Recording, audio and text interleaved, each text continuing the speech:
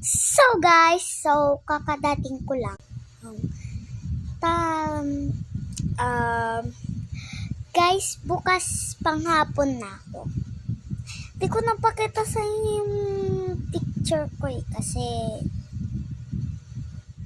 basta gamit kasi ng papa ko. Tsaka wala akong service. Totally ko. Tapos,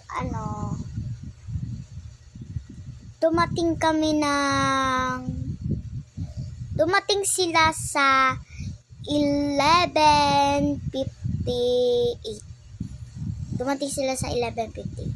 Ang uwian namin ng 10:30. Kasi pang-umaga kami. So guys, sorry guys kasi nalita ko makapaggawa ng show. So wala na yung ko at bracelet ko, wala na. Para kasi sa school at to. So bye bye na guys. Bye nga muna.